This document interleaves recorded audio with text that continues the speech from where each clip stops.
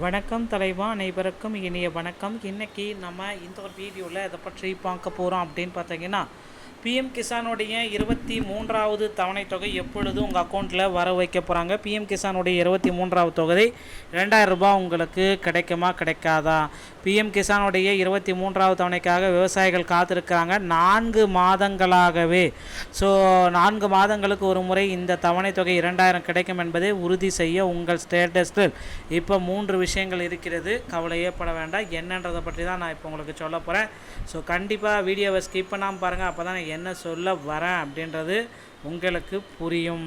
So PM Kisan திட்டத்தில் விவசாயிகளுக்கு இந்தியாவின் விவசாயிகளுக்கு நிதி உதவி வழங்கும் மத்திய அரசின் மிக முக்கியமான திட்டமாகும். தகுதியுள்ள விவசாய குடும்பங்களுக்கு ஆண்டுதோறும் ஆண்டுதோறும் 6000 வழங்கப்படுகிறது. இந்த தொகை தலா 2000 வீதம் 4 மாதங்களுக்கு ஒரு முறை 3 தவணைகளாக சேர்த்து வழங்கப்படுகிறது. நேரடியாக வங்கி கணக்கில் செலுத்தப்படுகிறது. 2026ஆம் ஆண்டு மார்ச் மாதம் பல விவசாயிகளுக்கு 22வது தவணை தொகை விடுக்கப்பட்டுள்ளது. 22வது தவணை பணத்தை 2026 மார்ச் 11 அன்று அரசு விவசாயிகளின் கணக்குகளில் அனுப்பியது. அடுத்த தவணை ஜூலை முதல் வாரத்தில் வெளியாகும் என்ற எதிர்பார்ப்புகள் வெளியாகியுள்ளன. ஸோ எல்லாருமே எதிர்பார்த்த மாதிரி ஜூலை முதல் வாரத்தில் இந்த தவணை தொகைக்குண்டான அறிவிப்புகள் வெளியாகலாம் என்று எதிர்பார்க்கப்படுகிறது. இது குறித்து இன்னும் அஃபிஷியலான டிக்ளரேஷன் எதுவுமே வரலைங்க. ஸோ பிஎம் கிசானுடைய தவணை தொகை பெறலை அப்படின்னா ஒரு சில 3 விஷயங்களை நீங்கள் கண்டிப்பாக கடைபிடிக்கணும். அந்த 3 விஷயங்கள் ஸோ அதில் பார்த்தீங்க அப்படின்னா ஓடிபி அல்லது முகம் காட்டி. ஸோ இந்த இதை நீங்கள் சரியாக செய்யலை அப்படின்னா உங்களுக்கு பார்த்தீங்கன்னா பணம் வரவே வராதுங்க. இது கிளாரிட்டியாக செக் பண்ணிக்கோங்க. லேண்டிங் ஷீட் உங்கள் நிலத்தின் விவரம் அரசு போர்ட்டலில் சரியாக பதிவேற்றம் செய்யப்பட்டிருக்க வேண்டும். இதில் நோ என இருந்தால் உங்கள் பட்டா விவரவுடன் தாலுகா அல்லது வேளாண் அலுவலகத்திற்கு உடனடியாக சென்று பார்க்கவும்.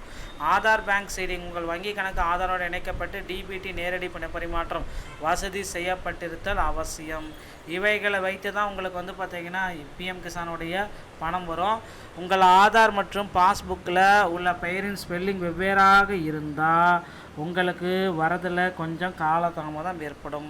டிரான்ஸ்ஃபர் ஆகாது, ஜென்ரேட் ஆகாது. இந்த பணம் உங்கள் வங்கி கணக்கில் நின்றுவிடும். இதனை உடனடியாக சரி செய்வது அவசியம். முதலில் பிஎம் கிசானுடைய வெப்பேஜுக்கு நீங்கள் போங்க அப்படின்றது சொல்கிறாங்க. இணையதளத்துக்கு நோ யுவர் ஸ்டேட்டஸை கிளிக் பண்ணிக்கோங்க. அடுத்து பார்த்தீங்கன்னா உங்கள் பதிவெண்ணை உள்ளிட்டு திரையில் அந்த தோன்றும் குறியீட்டை நிரப்பணும் அப்படின்னு சொல்கிறாங்க, கேப்சா கோட.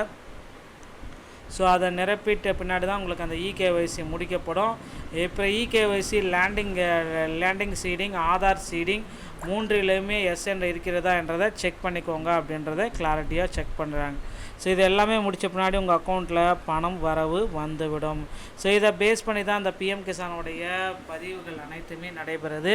ஏதாவது இஷ்யூஸ் இருக்குது அப்படின்னா உடனடியாக செக் பண்ணிக்கோங்க, இல்லைனா பணம் வரவு நிறுத்திடுவாங்க.